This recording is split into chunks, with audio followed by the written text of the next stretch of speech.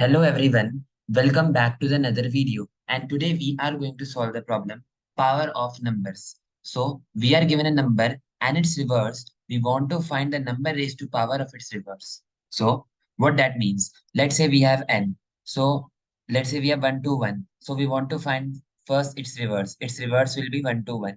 So we want to find 121 power 121. Just that simple question. So if, for example, if I want to find n raised to power r, so what I can do? Simply I can multiply n r times. Simple. So since answer can be very large, print the result modulo 10 to the power 9 plus 7. What that means, for example, let's first understand the modulo arithmetic. We have a plus b modulo mod. It can be written as a modulo mod plus b modulo mod. Similarly, a into b modulo mod is equal to a modulo mod into b modulo mod.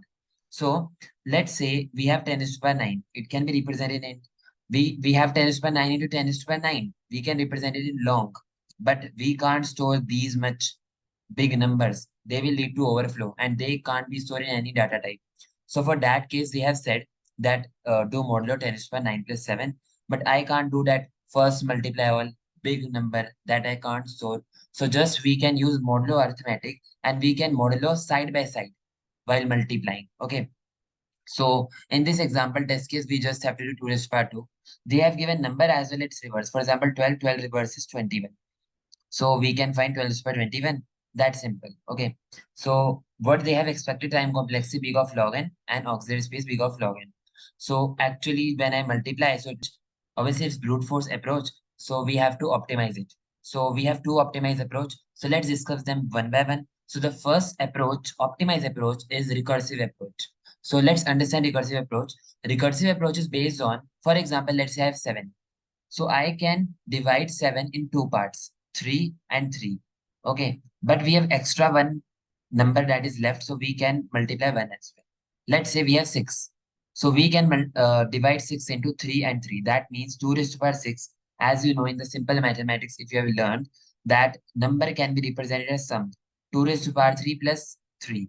Similarly, we can write it as 2 raised to the power a plus b is equals to 2 raised to the power a into 2 raised to the power b. So 2 raised to the power 3 into 2 raised to the power 3, which can also be written as 2 raised to the power 3 square. So that's the reason we can represent 2 raised to the power 7 as 2 raised to the power 3 square. Since it is an odd number, so it will be 2 raised to the power 6. We have to multiply 1, 2 extra. Similarly, we have 3. So we can say 2 raised to the power 1 into 2 raised to the power 1 square into 2. But in 2 raised to the power 4, we have to write 2 raised to the power 2 times. We don't have to multiply 2 extra. Why? Because it's even number. 2 raised to the power 4 can represent 2 raised to the power 2 into 2 raised to the power 2. That's the reason.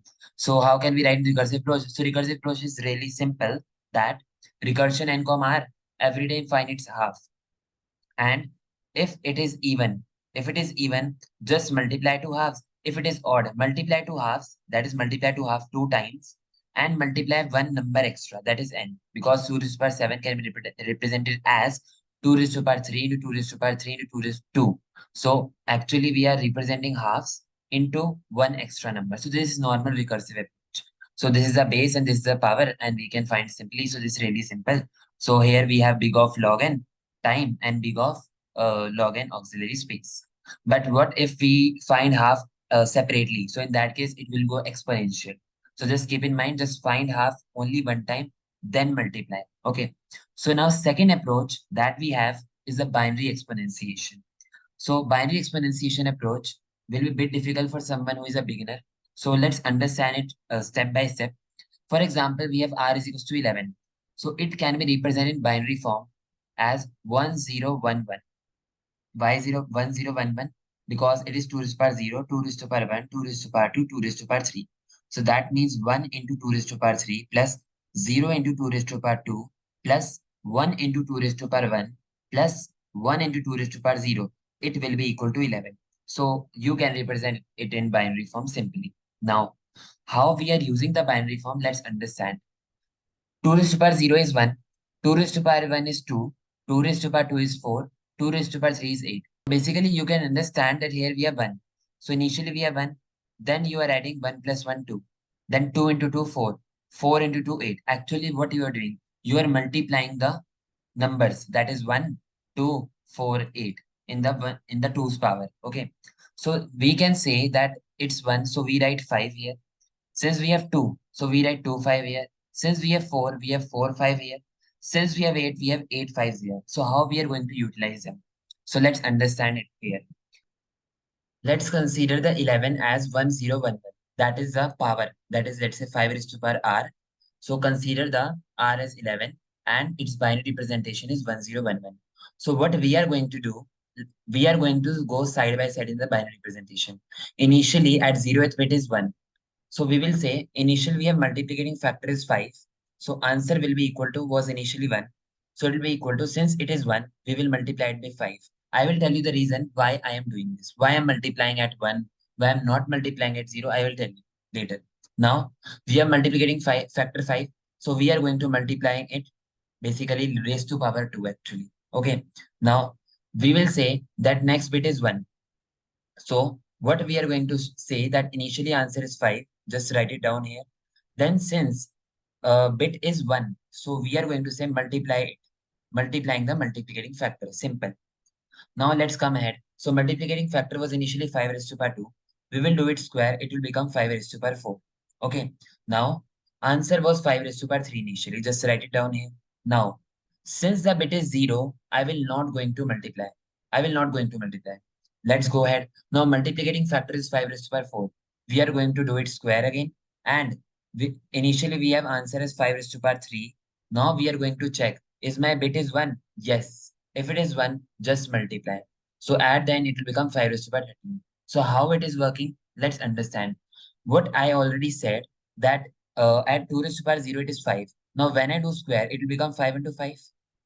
When I do again square, it will become 5 into 5 into 5. When I do again square, it will become 5 into 5 into 5 into 5 into 5 into 5 into 5. So that means we have initially 5 raised to power 1, 5 raised to power 2, 5 raised to power 4, 5 raised to power 8. So when I break, basically when I broken the 11 into its binary representation 1011. So actually what I said, at 1 it's 5 raised to power 8. At 1 it's 5 raised to power 2. At 1 it's 5 raised to power 1. So when I multiply it, it will actually become what?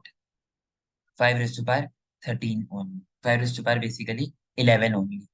So in this way, what was happening? Initially we have 5, then again multiplied become 5 raised to power 2, then again multiplied become 5 raised to power 4, then again multiplied become 5 raised to power 8.